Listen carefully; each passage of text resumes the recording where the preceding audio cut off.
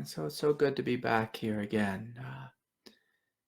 Last weekend, we were at a retreat in California, which was absolutely wonderful, absolutely divine. And we just had such an amazing time there together.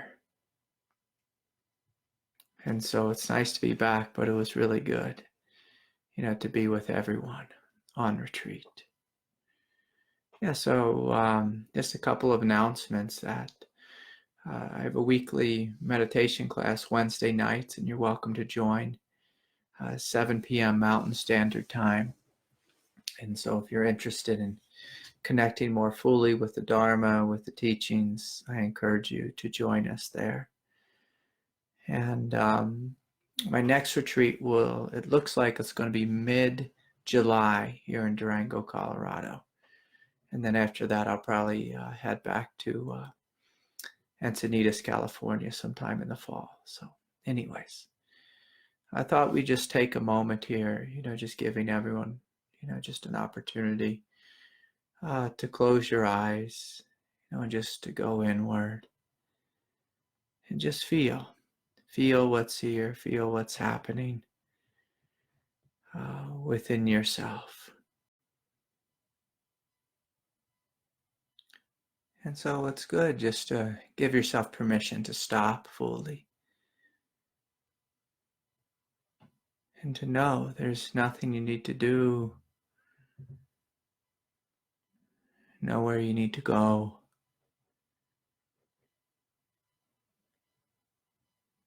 And you're just giving yourself full permission to be here now.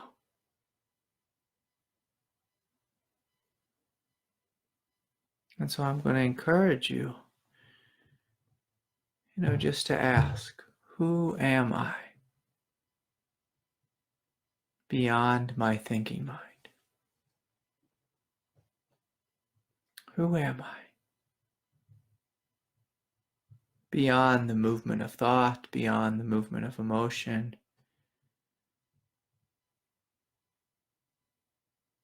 Just breathing and feeling.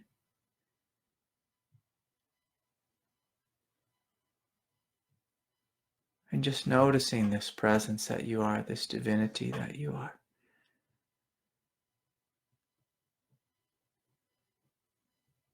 And giving yourself full permission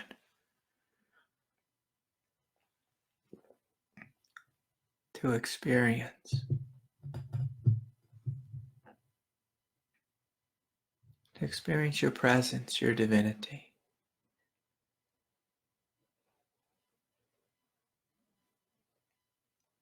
And so just noticing the aliveness of your heart, the aliveness of your form.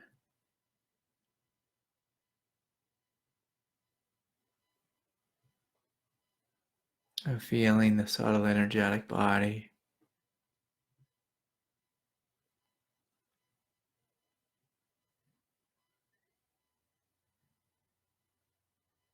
And just breathing in and out and just noticing that there is something silent here. There's something divine here. That's silently witnessing, silently hearing the sound of my voice. And so we're just feeling, just experiencing.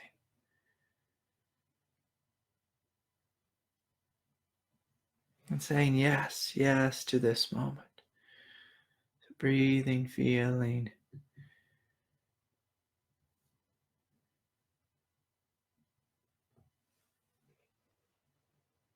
Again, just sitting with this very basic question of who am I?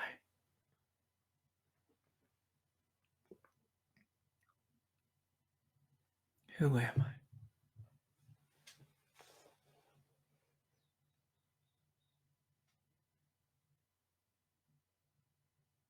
What is this presence that silently witnesses my life?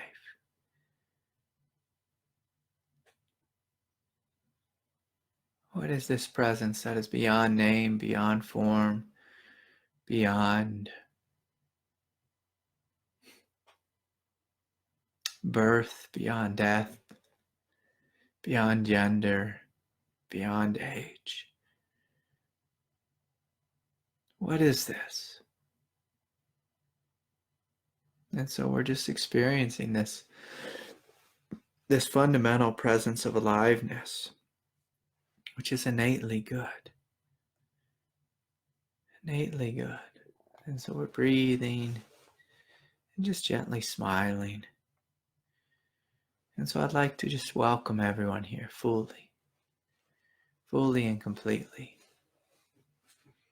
And just a couple of short announcements before we go into the questions. This satsang is supported by a donation, and I really want to thank Marianne and Kristen and Lisa and Ivy, and many others who donated and supported this.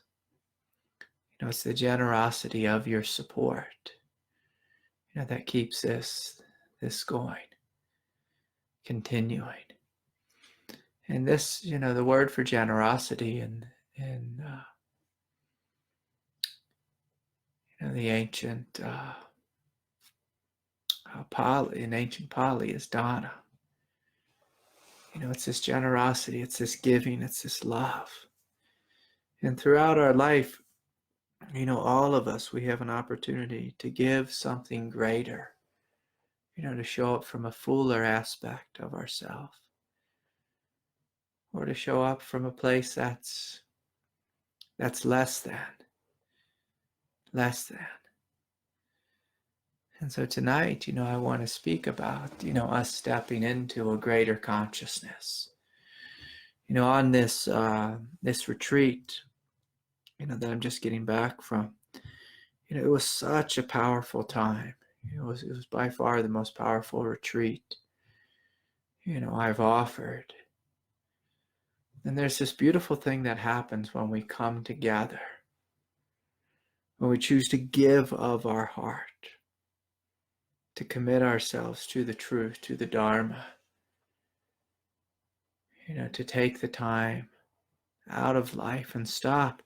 These incredible energies of grace start flowing through each and every one of us. And I was sitting with a good friend of mine, someone who I've worked with for many years, and he's a young fella. He's quite strong in his body. When I first met him, he was a collegiate wrestler, and but he had this transformation that happened in life, and he started to go through this spiritual crisis, have an experience of the dark night of the soul, and he went from being like this big heavyweight wrestling kind of guy, lots of energy, lots of prana flowing through him, to having all the energy just absolutely drained out of him, and having the feeling of almost like a depression, a heaviness, chronic fatigue syndrome. And there's all kinds of different mind states that can come forward on the spiritual path, and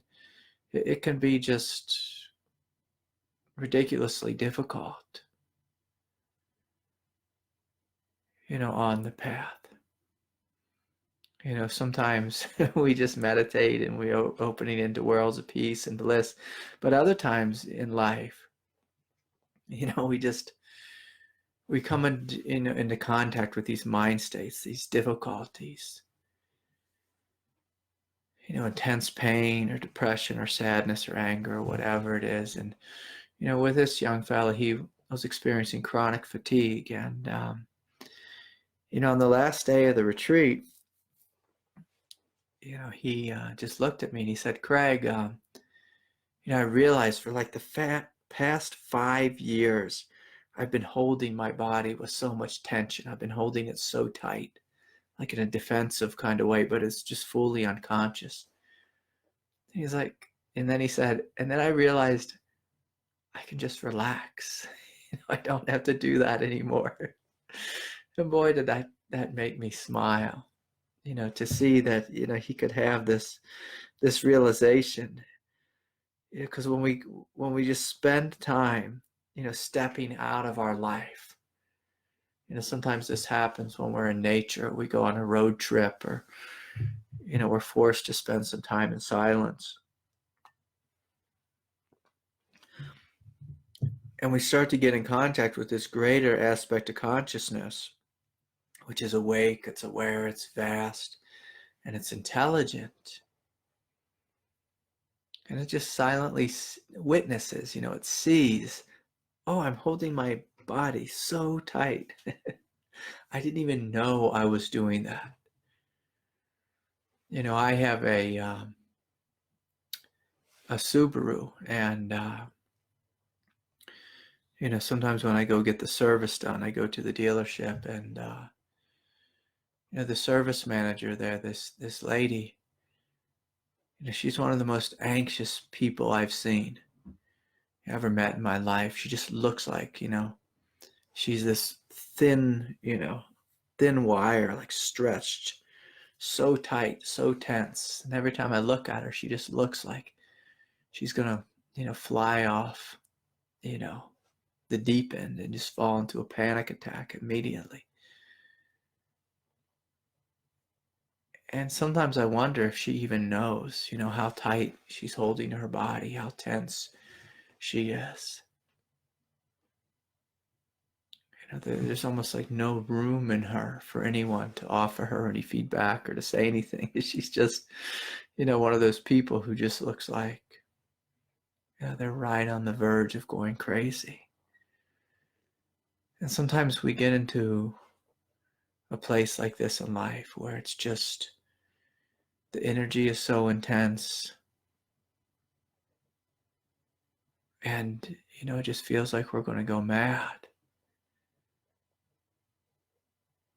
But it's good for all of us to remember that we're not put here on planet Earth to be, ridiculously high-strung. We're not put here on planet Earth just to live in chronic pain or with chronic fatigue.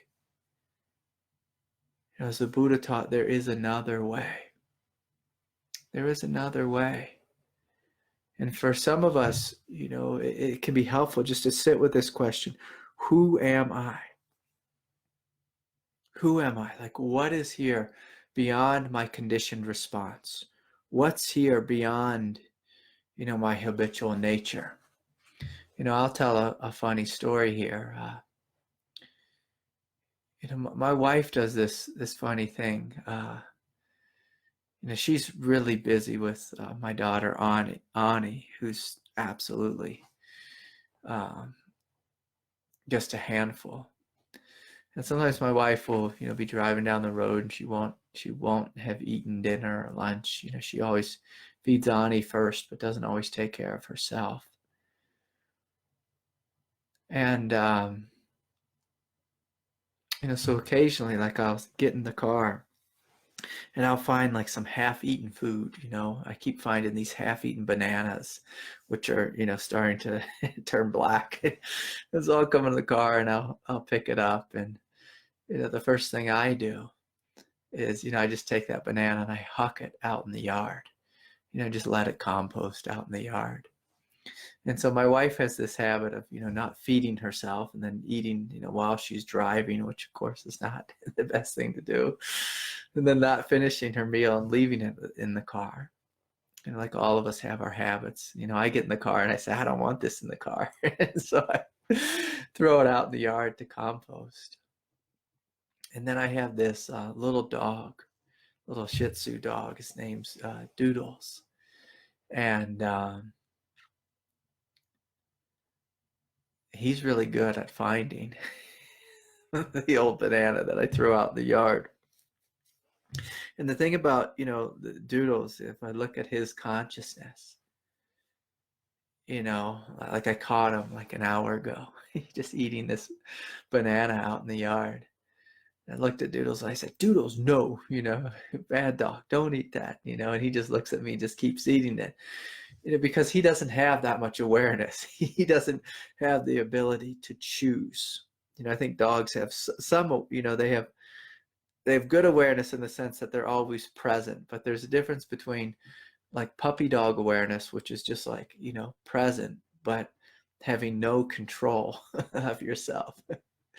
and true awareness, which is, we're present to what's here, we're living in this moment, but we have the power of choice. And so to step into this greater consciousness, we have to realize the power of choice. We have to realize this, that we have a choice in every moment.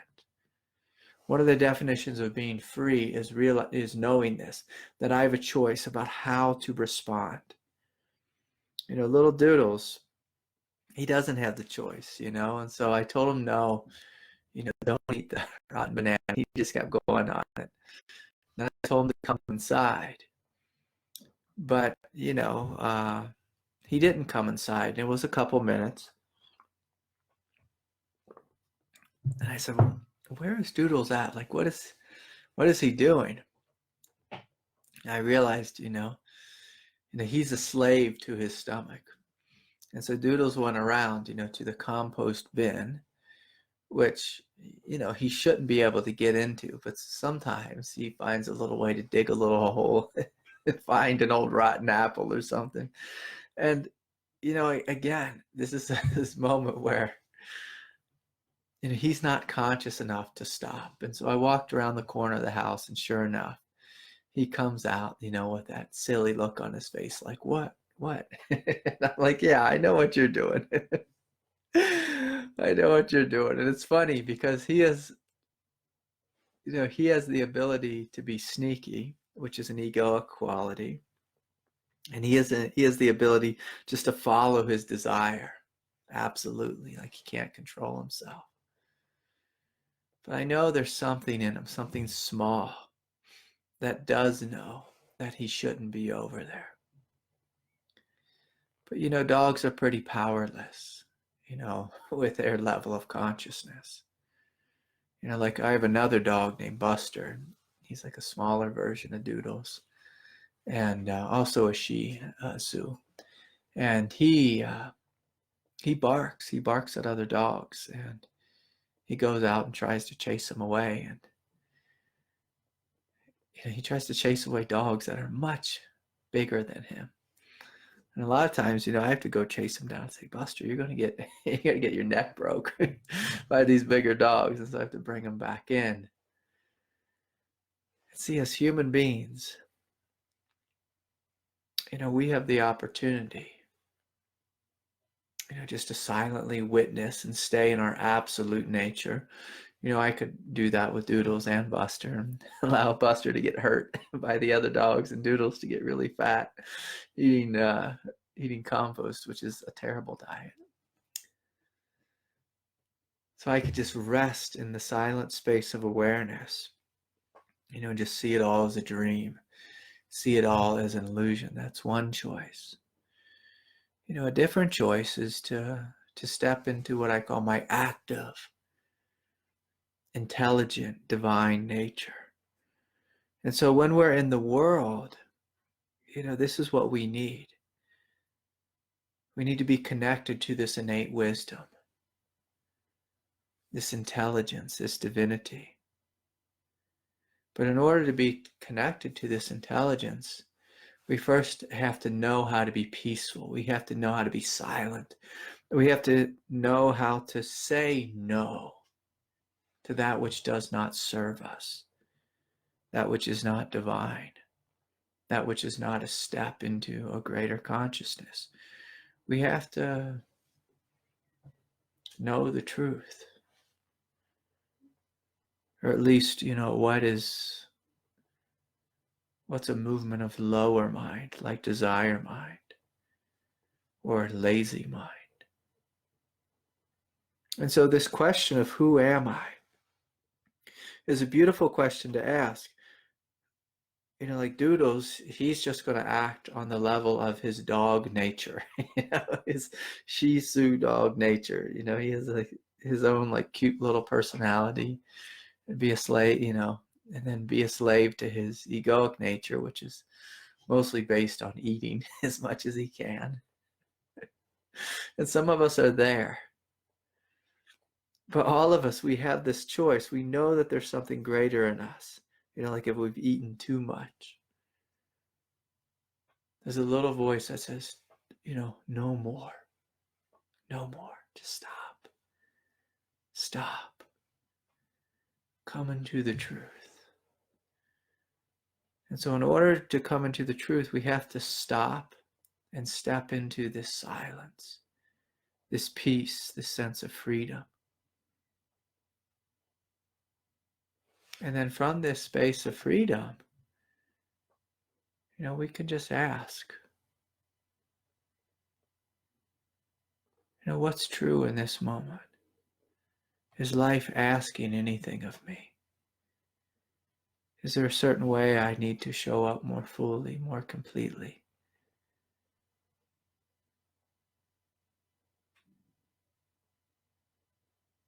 Well, is there something I need to do differently? And it requires that we're willing to let something greater move through us, act through us. And so many of us during the retreat, they were feeling this. They were feeling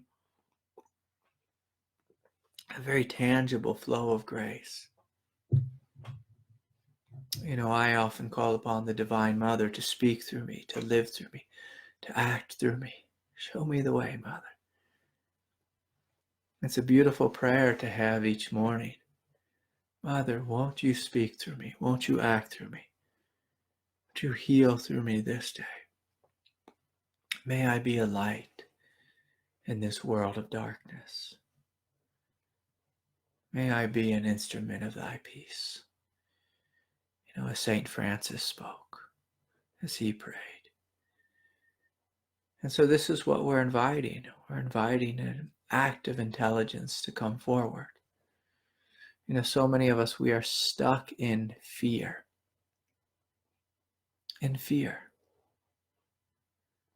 Lisa wrote to me and she asked, Craig, is resistance at its deepest layer the fear of losing something?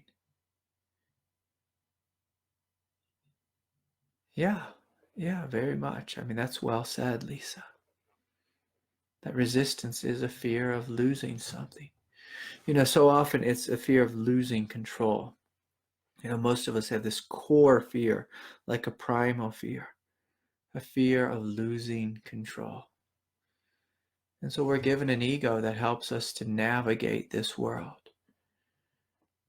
But a step above our egos, we're given a mind, a thinking mind, which helps us to navigate this world. And if you notice, your thinking mind can operate on a level of, purely conditioned thought. Like how you were trained, how your family was trained. If you notice, you might have the same thoughts as the thoughts of your father, the thoughts of your mother. And I can remember the first time I saw this, like my father's thoughts are rising in my mind. This came forward when I was quite a young father, and got really upset with my little boy, and I just noticed the voice of my father come forward, just this voice of habit, and then all the reasoning that came behind it. Well, he has to learn, because if not, but it was my father's reasons. So in a sense, that too was unconscious. As I grew and I matured and actually studied conscious parenting, I realized, oh yeah, there is another way, and there's a choice here. And so I could use my mind in a higher way. But then beyond that, Aurobindo used to speak about surrendering even the thinking mind and allowing this flow of intelligence to come through us. For a while there, I was hanging out with a lot of Waldorf parents. And if anyone know what Waldorf parenting is, or Waldorf education, it's a brilliant form of schooling and education and parenting for your children.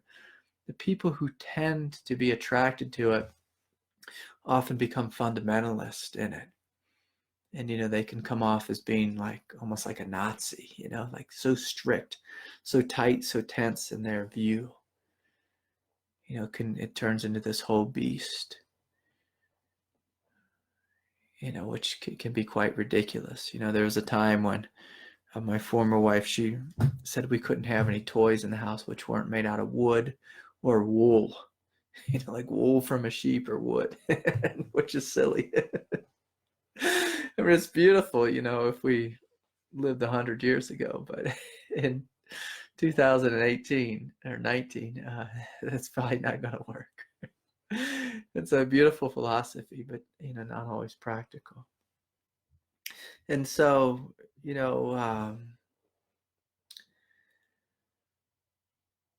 this question is resistance at its deepest layer the fear of losing something? Yeah, losing control. And so if we look at this fear, we have to remember, if we look at resistance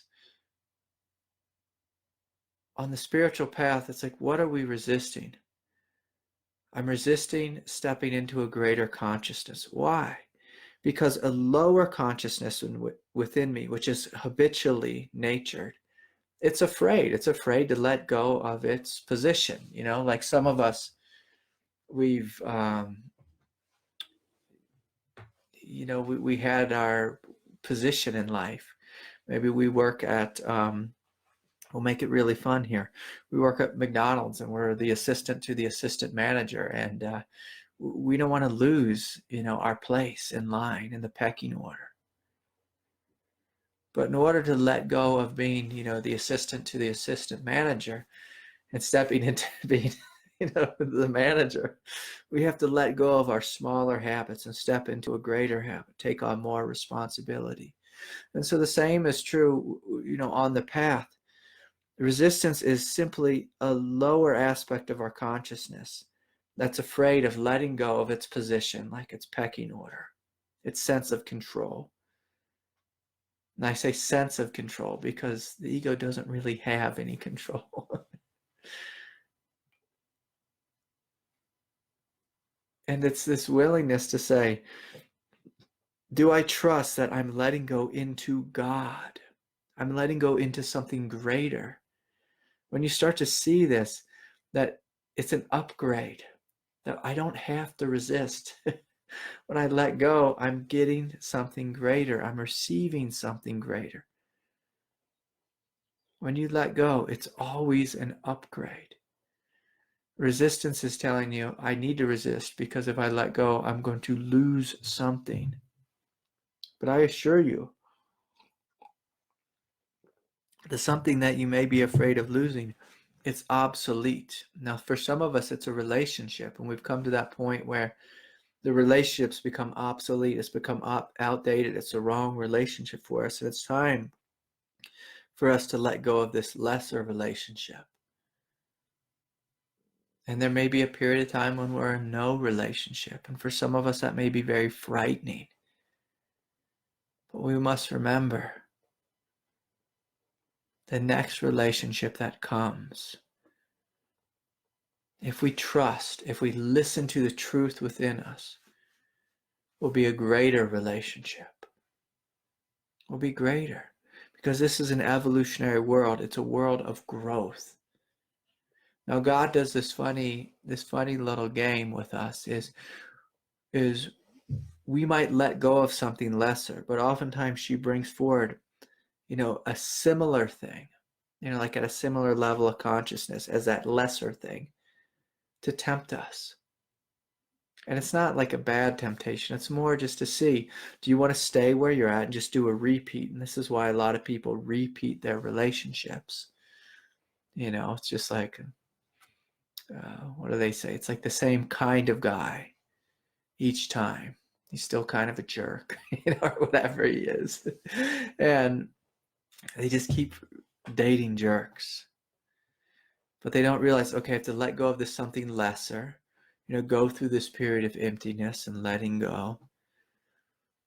And then when the next jerk comes along, we have to look at him and say, no, no, I don't want him. I want the good one, the guy with the good heart, who's emotionally mature, who's intelligent.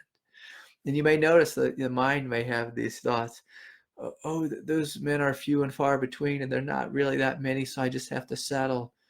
And see, that's the voice you don't want to listen to, the voice of settling. I encourage you to listen to the voice of trust. the voice of truth. The voice of truth will tell you, I am a child of the Most High. God wants me to be happy in this world. I'm here to grow and experience greater and greater levels of expanded consciousness. That's what this world is about. This world is not about me repeating the past. And so that may mean that we have to walk through, what I call the void, or sit in stillness or emptiness, and let, a handful of jerks pass us by until, the true one comes. The true one comes. Now, I know this is a little bit of a silly example, but I think you all get the point. Most of us have been through this, where we see we can repeat the past or step into something greater. Step into something greater. Okay, so, and of course, if anyone has any questions here, I'll be happy to take them. Here's another question. This one's from Brett. I met with Brett the other day. He said, "Hi, Craig. We spoke yesterday." And I had a few passing thoughts about angels. It occurred to me that if angels are real beings, then it's possible that demons are real beings as well. I noticed that an awareness of this possibility was repeatedly trying to enter my awareness. So I went through the feeling of aversion and went to my solar plexus chakra and grounded into a powerful energy that I've heard you describe, as this sense of like nobody messes with me. Good. This is very beautiful, Brett. Still, I feel like I'm needing some peace of mind about this. Keep having the thought that I'm going to look up and some horrible thing will be behind me, or that a dreadful thing is going to come and get me. Are there any words that you can offer me to give me some peace of mind? Yeah, and so it's good just to notice the nature of mind. Like me and Brett were the other day, I was sitting in a session, and it's a very common thing that I'll be sitting with someone and their angels will come forward. And, oftentimes the angels will say something like, Craig, will you let them know that we are here, to support this being, that we're here to support. We're here and we love, we love this person. And so, because I can, feel their presence, I was never really an angel guy, but because they come, I honor that. But people, when we're given a rational mind, our rational mind will say, okay, so if there's the possibility of an angel, there's also the possibility, that therefore means then there's demons. But that's not how God works. God doesn't work in a dualistic fashion. You notice a very dualistic thought. Everything that there is, there's a corresponding opposite. That's a dualistic thought. That's how the mind thinks. That's how the rational mind thinks. But just because something is rational, it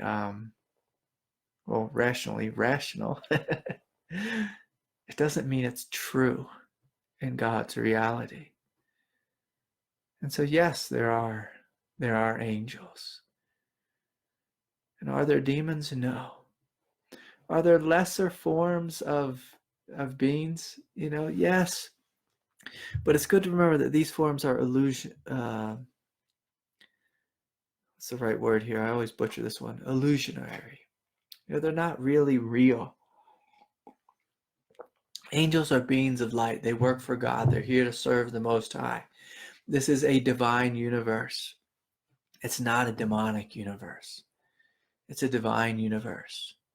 Oftentimes, if we're seeing things which are scary or frightening, so often this is simply our unconscious mind playing tricks on us. And it's doing it because there's some place within us that feels disconnected from the truth, disconnected from God. Disconnected. From that sense of what Brett is describing, that sense of strength in the belly. And oftentimes that these fears come forward, and God is inviting you to face them. So Brett, I encourage you, turn around and look. Is there a demon behind you? No. Oh, but maybe there's a feeling of one. Look into that feeling. See if it's true. And what you find is feelings aren't true. Feelings are simply movements of emotion. Especially a feeling like this. This is a feeling of fear about something which is not real. And so I encourage you to face it head on and just see, oh, there's no such thing. No such thing. Are there light beings? Absolutely. Are they here to help you? Absolutely. Let them into your heart. And don't give your mind permission to wander too much about demons and entities and all this silliness. Because life can get very strange. If we start, looking around in worlds that don't really exist. We can talk ourselves into psychosis fairly quickly. I've met with a lot of people who've done just that. And so often, this fear, or if we are seeing things which aren't there, it normally means we need to do some psychological work, almost always. That we need to do some psychological work. And so thank you for that question. I encourage you, Brad, to continue to breathe into your belly and just feel this quiet presence of power here in the solar plexus. And then if you allow yourself to breathe a little deeper, you find deep in the hara. There's this feeling like a mountain. In Zen, it's referred to as this mountain of emptiness, this indestructible nature. And so sometimes God will allow you to be frightened by angry visions, frightening visions, scary visions, for you to get to know what is actually real. What's actually real? Right behind me, is this beautiful Buddhist tanka. I don't know if anyone can see it. I'll turn my camera up a little bit, but behind me, and it's this tanka with this Tibetan deity. It's the Tibetan version of Kali.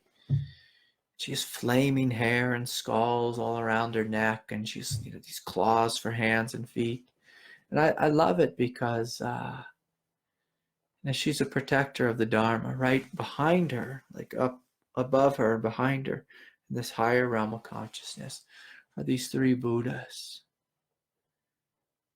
And so what she's doing is she's frightening away those who are insincere, those who don't have a strong back, those who aren't connected with their hara, those who are connected with the ego. They don't belong in the Buddha realms. But those of us who are willing to walk through fear, to face fear and be unflinched, unflinching, just see, there's a lot of energy here, a lot of visions, a lot of wildness. None of it's true. I know it's true. God is true. My higher nature is true. This heart of mine is true. Nothing can harm me. Nothing can harm me. And so the individuals who hold on to this truth that nothing can harm me, you're stepping forward and, you feel fire, you experience, all this wildness, whether it's, fear, anger, sadness, rage, jealousy, desire, but you choose to hold on to the truth and to walk straight ahead and not be fooled, not be fooled. It's those individuals who step into the land of the Buddha. And some of us just step into the land, but in order to stay there, we have to be connected with this strength of freedom, this nobility and integrity deep in the belly. We can't be a slave to desires like Doodles, my dog. We can't be a slave. to our desires, if we'll just be lost here on planet Earth. We'll be lost. Yeah, and so here's, let's see, here's another question.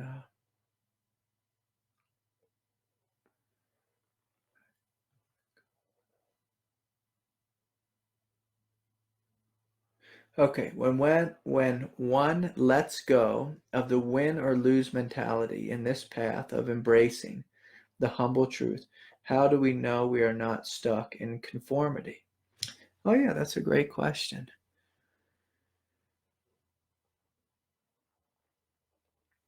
Conformity or complacency, either or.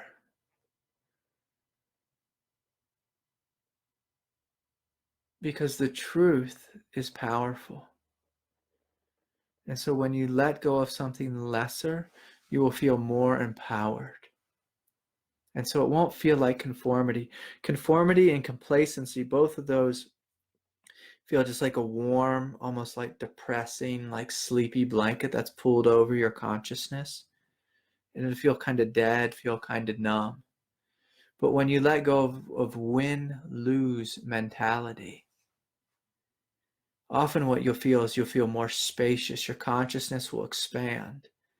Because when we're going after winning and losing, if we're going after winning and being afraid of losing, our consciousness is very contracted. And so as you let go of that, you'll find that your consciousness expands.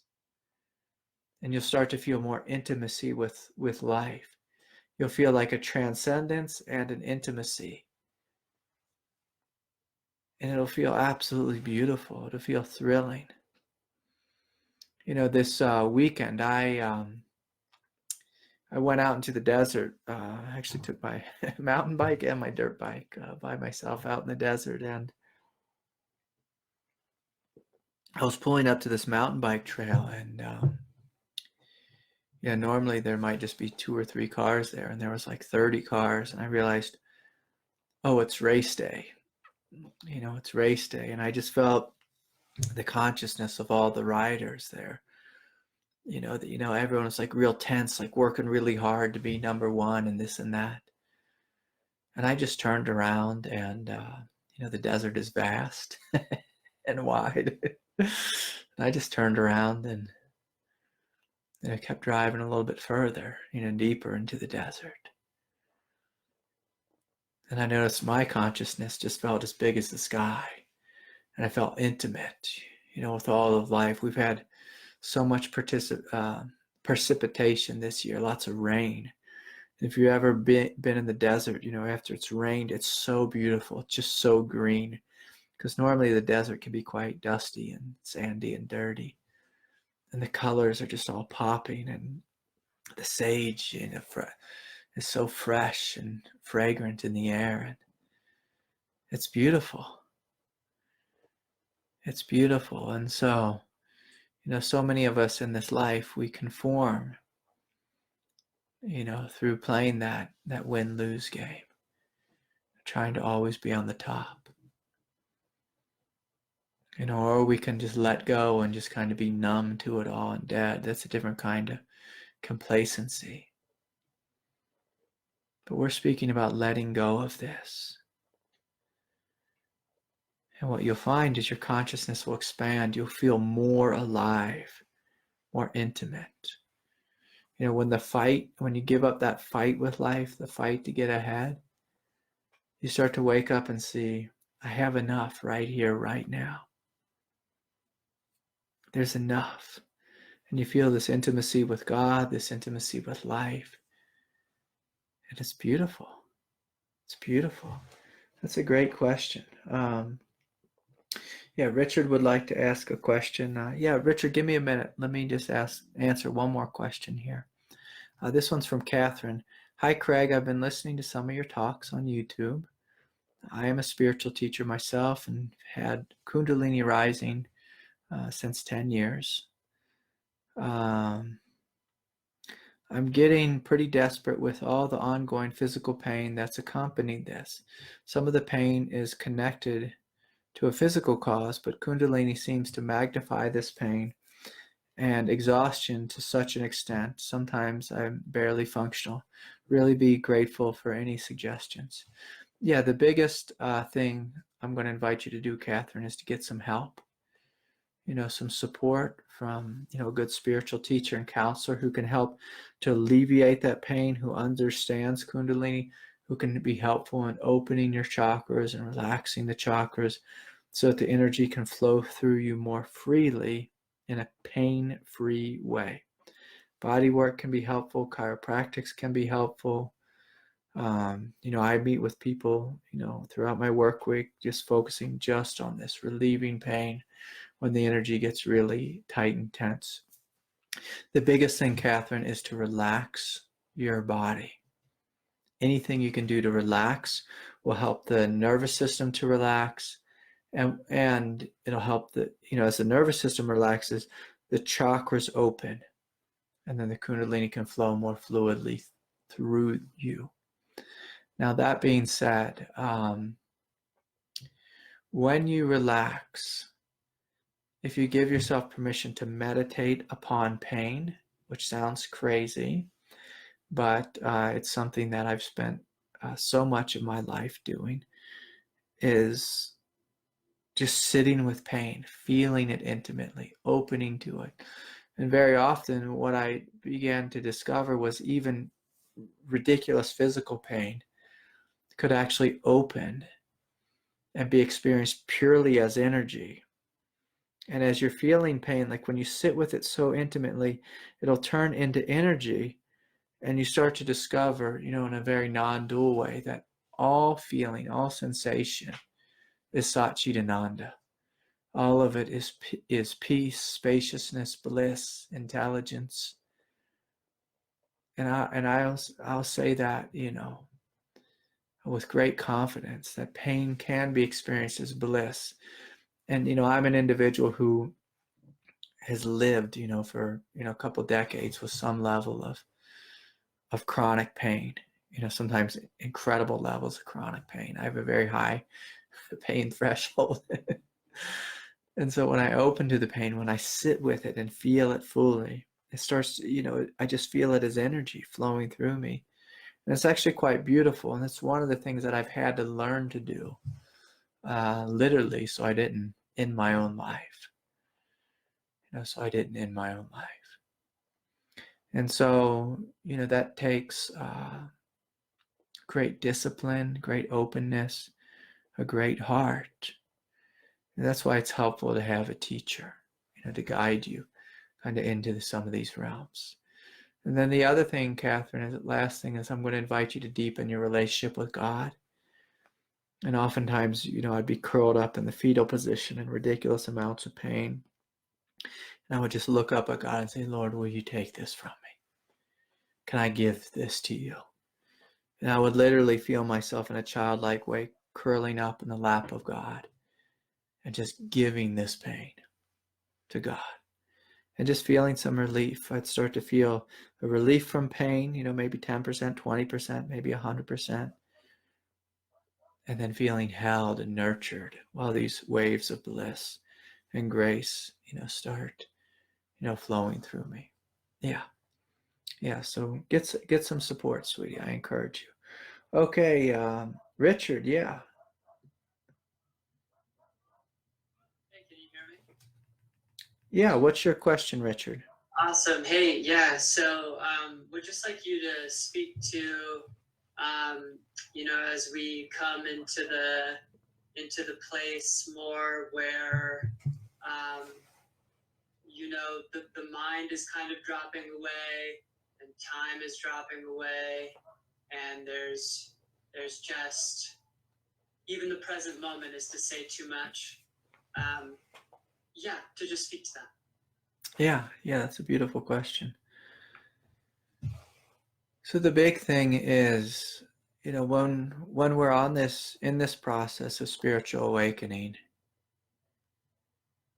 God takes us through many realms, many phases. And one of the phases is stepping into the timeless eternal. And the timeless eternal is not necessarily respected in our collective consciousness. Most people on planet Earth are busy filling every free moment with something. And even if we're not busy filling our mind with something, we're expected to always be working, always be achieving, always getting ahead, having a goal and striving to this or that thing. But when you're opening to this realm, or this realm is actually being dropped into you, it's a gift. And I encourage you to treat it like a sacred gift. And so God gives us something. God opens a world to us. And that world can become permanent in us if you give yourself equally to that world. And so and that may require you stepping away from your life for a period of time. And for some of us, that's very frightening.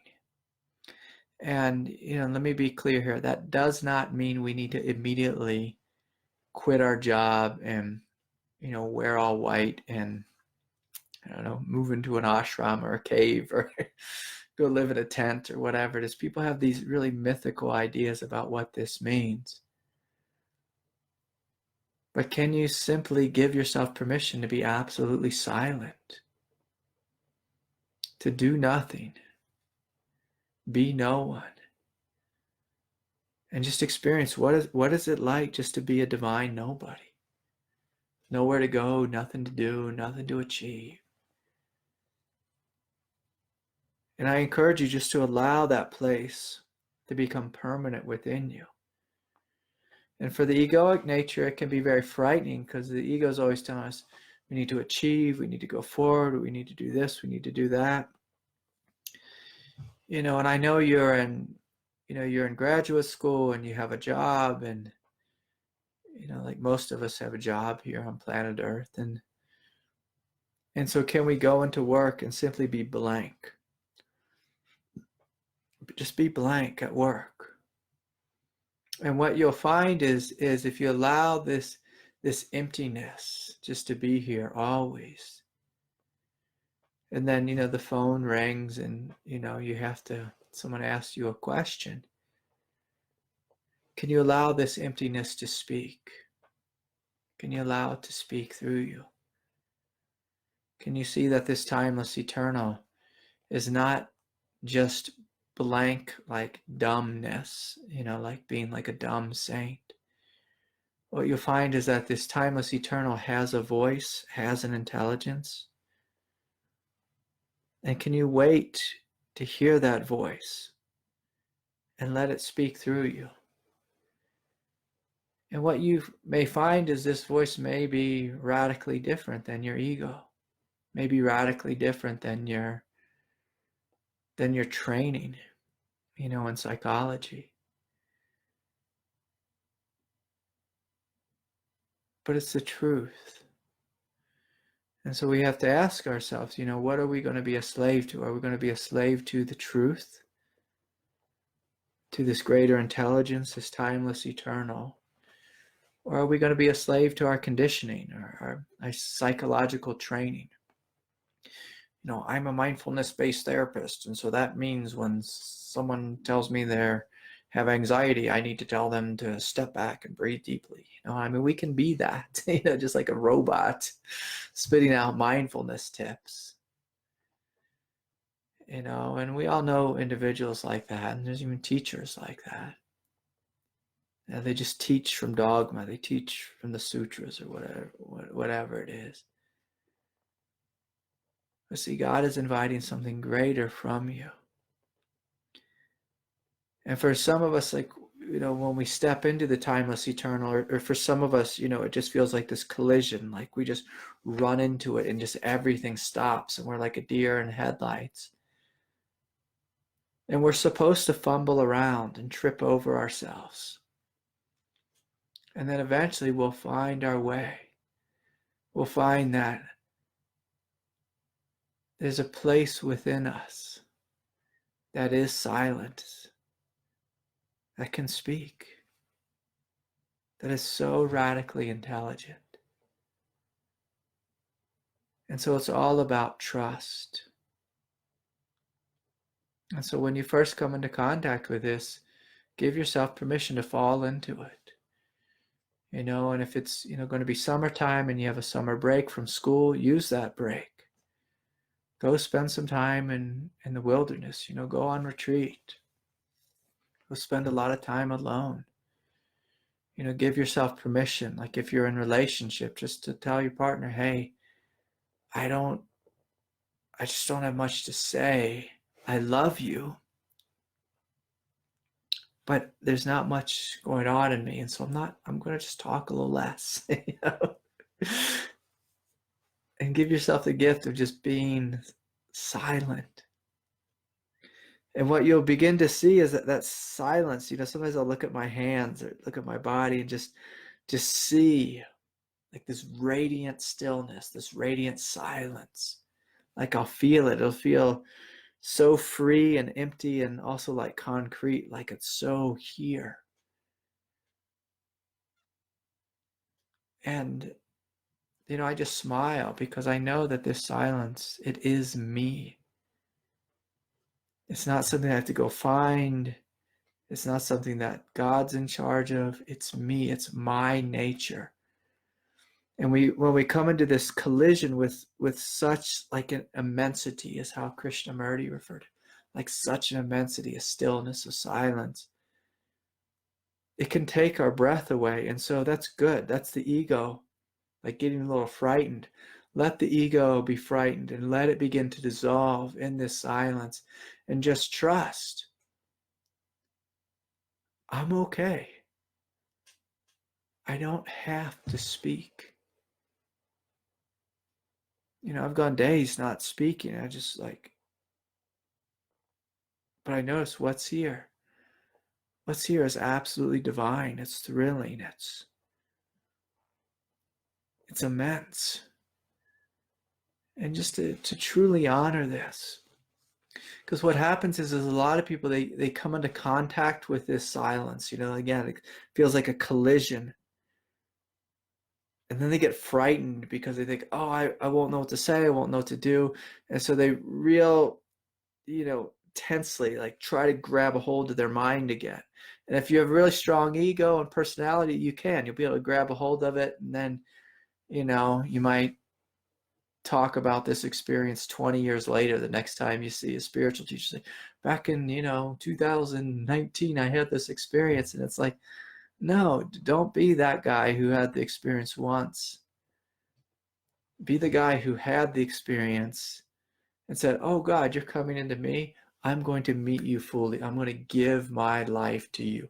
I'm going to honor this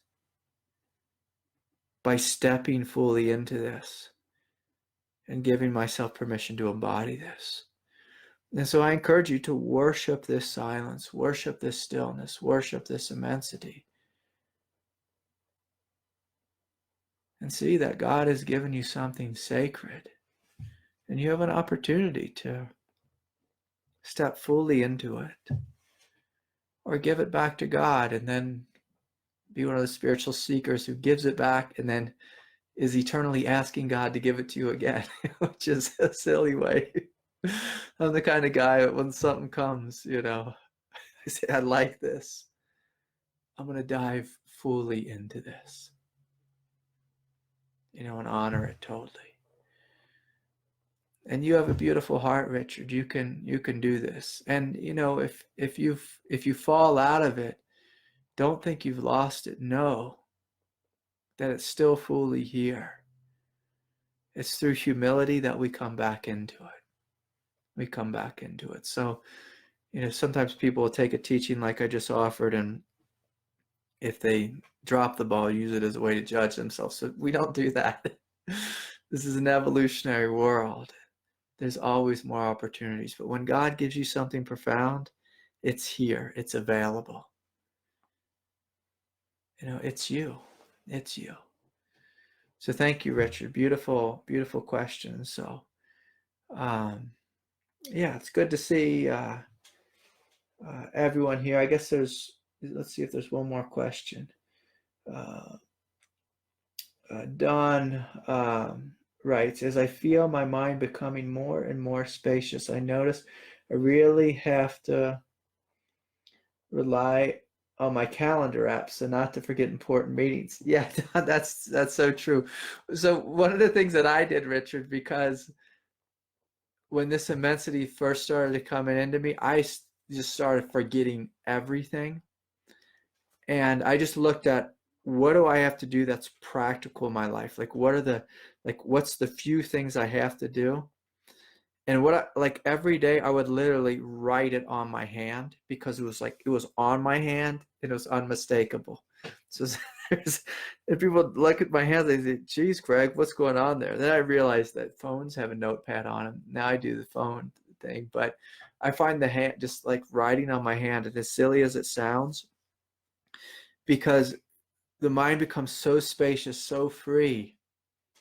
It's good to have like a calendar app of just your have to do's, must do's, put the bills on auto pay, all that kind of stuff.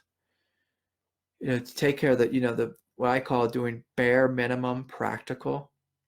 So we show up to work. If we can work less, beautiful. If we can do less shifts, beautiful. And just do bare minimum. That's the practical teaching. And then give yourself full permission to step into this immensity and worship it. Absolutely fall in love with this immensity. And then one day you discover that this immensity and you are completely one. There's no separation. There's not even a way to step out of it. That's a beautiful day when we see, oh, I can't even mess this up, even my human self, my neurotic self, I can't mess this up. And that's really touching, to the heart when we come to this realization. So anyways, thank you all so much. It's been wonderful. I'll see y'all next week. And if you have any questions, feel free to email them in. And thank you all for your generous donations and your support. And if anyone's interested in making a donation, you can do so at craigholiday.com. May peace be with you all, and good night to you all.